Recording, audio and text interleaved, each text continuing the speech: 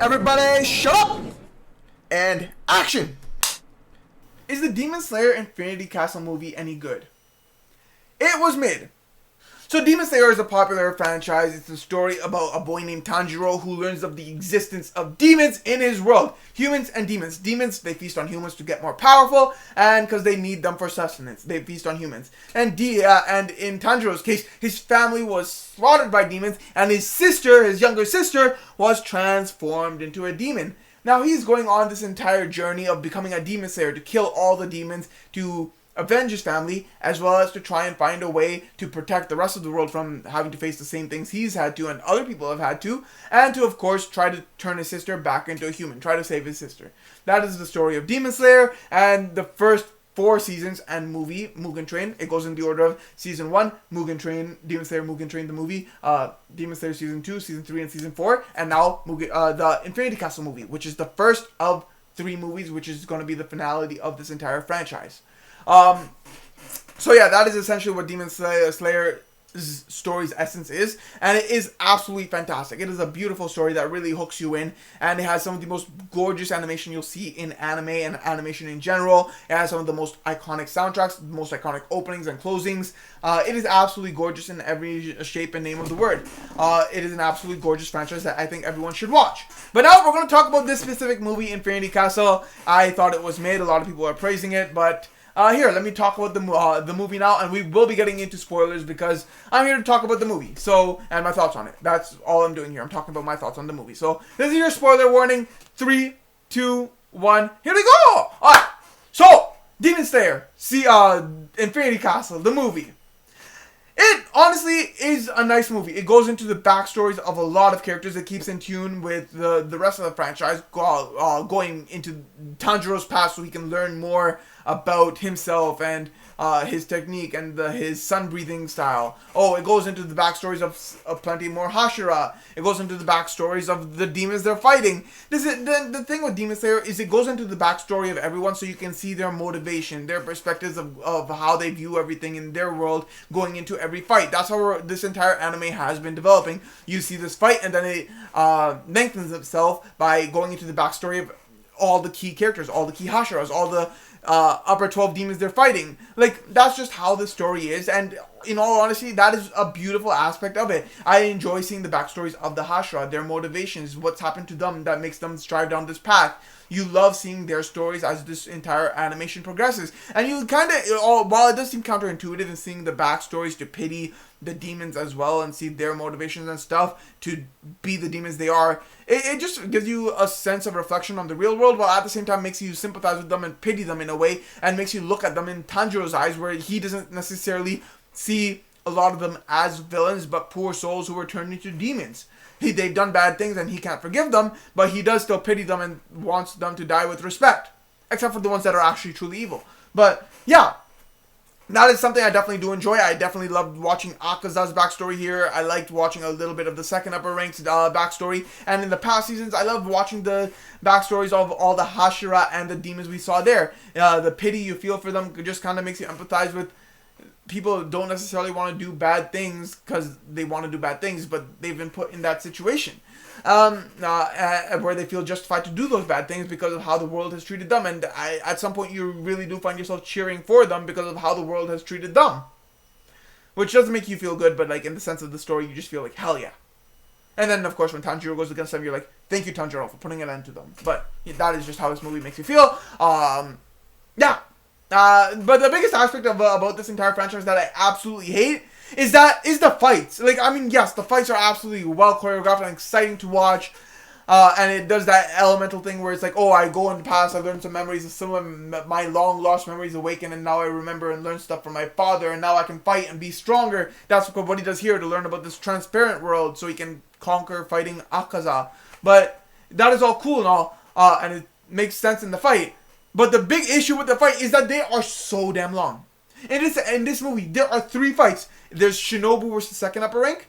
There's Zenitsu versus the 6th upper rank, which is also his thunder-breathing successor, co-successor. And then there's Tanjiro and Giyu versus Akaza, the 3rd upper rank.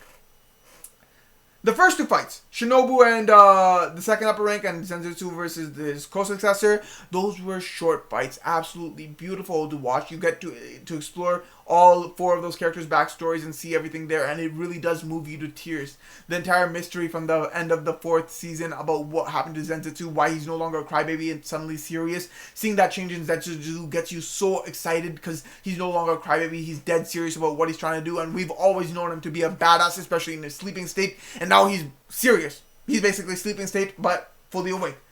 That's a big power up for him, and you're excited to see him in action, and this fight does not disappoint. Neither does Shinobu's fight, where though it does feel wonky on your Hashira, you have control of your emotions. Why are you going into this fight full well knowing your poison might not work? Wait for another Hashira to team up with you. No! And then once she dies, you just find yourself crying into tears like, come on, couldn't you have waited for someone? Please. And then you're also shocked that Kaori's still alive because she's been fighting the second upper rank after Shinobu dies for practically the entire duration of Tanjiro versus Akaza, and somehow she's still alive, and you're like, oh my god. I don't know how you're this powerful, but praise to you, man. But regardless, the biggest issue with this entire movie comes with the fight of Tanjiro and Gyu versus Akaza, because that fight feels like it took an hour and a half, because god damn, that was so long, so exhausting, and it really just feels like the movie is dragging itself out. Like, yes, I love the animation, I love the fights, I love the fight sequences, but keep the fights short. I'm watching this for the story. Like, obviously, a lot of people have read the manga, and like, they're from that sense, like, these animes are made so that the manga readers can see the manga panels they've been reading and kind of visualizing, or not visualizing, their manga panels are seeing and kind of visualizing the movements of, seeing those come to life, and for them, this is like, they know the story, everything's fine, they're there to watch the animation come to life, seeing their characters come to life. A lot of us, though, like watching the anime as the storytelling format. Right? That's how I love watching animations, and that is what I love about anime. And here, it just feels like it's heavily pandering to where he's watching just cool animation and stuff. Because I'm here for the story, and obviously this is me talking from my perspective. For the manga people who are watching it from that perspective, their entire view will probably be this is the best thing they've seen. But like, this is my view from a lot of just straight action type of movies, because you have to have storytelling involved with action, and yes, it does have it here, like, it keeps going into the backstories, but during the fight sequences, there's very little story progression, and these fight sequences are so long that after seeing so many badass movies, you're just kind of getting tired. I was dozing in and out of this movie in that midsection during the fights, because it was just tiring to watch. Like, oh my god, you're not developing any story, you're not going through any growth. Okay, no little character development, you're just fighting. I'm kind of just dozing in and out, watching, dozing in and out, going awake to sleep. Okay, you're fighting, no key story progression. Like, yeah, there's minor character developments here and there, and then finally you wake up as the major character developments and progressions happens. Oh, Tanjiro is learning how to use the transparent world because he's able to remember his conversations with his father. Oh, Akaza's backstory, you learn about his entire character, and a little bit about Gyu here and there. But like, yeah, like, the fight just drags on for so long. At some point, like, the badass animation just feels tiring to watch, and that's just how I felt. Like, if the fights are shorter and just get straight to the point, it just feels a lot more entertaining. Like, I love a good animation, but I don't need to see so much. I just want to see the story progress. And I was talking about this with my friend too, and he started comparing this to One Piece, and I'm like, yeah, One Piece has even longer fights going over like 50 episodes, but like, it's not like you're watching Kaido versus Luffy for 50 straight episodes. It's like, oh, while Kaido and Luffy are fighting, it's like, oh, you're watching different things happening in the world at the same time. Here, we're just solely focused on that one fight, and it just feels so dragging and long. Same thing, if that happened in One Piece, and it just felt like that, it would also feel dragging and long, but keeping in tune with the rest of the world there by watching everything happening at the same time, it kind of just keeps you hooked, and it keeps the story developing and the world developing. Here, it just lacks that. Like, this entire time while they're watching, while they're fighting, the other Hashira are just straight running through the Infinity Castle. Like, yes, it's an Infinity Castle, it'll be hard to find demons, and it's a big, vast space, hence the word infinity, but like, seriously, during that entire fight, which feels like hours in duration, you couldn't find a single demon to involve yourself. You were just running for that straight entire period. God damn. So, like, there are things like that. Like, it's not a complaint about the movie. It's just like, god damn, this place is huge. Like, you're doing nothing there. And it just adds to making the fight feel a little excessive too, and excessively long too. Because it's like, come on, like, you can get to the point. Like, it's not going to ruin the show. If, like, I get you want to make it feel a little more realistic. But, like, that even cutting it short would have been a lot realistic too. You can do that through the storytelling, but I guess they just wanted to show off some cool animations and cool fight sequences, but it backfired for me at least, and just felt long and exhausting. And yeah, I was talking to my friend as well, because it like a big sequence, a big thing about fights is like if you think of like WWE and like wrestling matches, like there are moments where it's like light grapples and like just minor fight sequences, like, oh, I'm throwing a punch, I'm throwing a slash, I'm throwing this, I'm doing that. Like those aren't the exciting parts of a fight. Those are just like the filler parts of a fight, because that's how fights go. And then there's just a few key moments where it's pure highlights for like 2-3 minutes. Oh, we're doing our signature moves that are just big and flashy, and those are the exciting moments in a thing. In the thing, like maybe a lot of, like there are a lot of people in the world that enjoy the entire duration of a 30-minute fight of like a WWE wrestling match. Me personally, I can't sit through those 30 minutes. I get really bored during those lengthened versions of the fight. I just get excited over the highlights, like a lot of people do. Like grand audiences get excited for the highlights, but they enjoy the build up to those highlights through those small fights. And I'm talking about WWE because that's largely scripted, and because I've watched a couple of them. But like UFC is a different story. But like here, once again, it's like you have all these small moments, but it's like building very little of the story, and then there's suddenly these highlight features where you get a big chunk of character development, and then a big attack that's just a big highlight, big pivotal moment in the fight, and those are the exciting moments that you love to watch. But all those build-up moments, like for moments, there are building it up and it has you excited and hooked watching, but for a big chunk of these fights, it doesn't amount to anything, and it doesn't lead up to character development, and that's why it feels so lengthened and tiring, and that dozes you off. And then when the build-up finally leads to some character development, you're like, finally, and you're enjoying the story develop, and you're enjoying the fight once again. But yeah, that's just kind of how I felt about this fight, man. Like, it just felt long and exhausting. And then Akaza, he's like, okay, now I'm just going to kill myself because I don't want to kill demons anymore. I don't want to be a demon anymore. He has his memories returned to him, and he remembers what he's like, and he realizes why he really dislikes Tanjiro. And that is what the changing point was that made him kill himself, and you really just feel a lot of respect for Akaza holding his values once he got his memories back. And then seeing that even if he killed himself, he couldn't kill himself because Muzan's blood would help him regenerate. And the big issue I have there is the way he kills himself. Tanjiro doesn't beat him, but the way he dies, it feels like he died through sunlight. And when that happens, it's like, how did sunlight get into the Infinity Castle? Isn't this like another dimension? Huh? Like, all the demons here should be safe from sunlight. And like, I was talking with my friend about it, and he's like, no, that what you're like, that scene, like there were like light rays coming through broken windows, and I'm like, that looks like sunlight, and the animation of him disappearing looked like he was getting disintegrated by sunlight.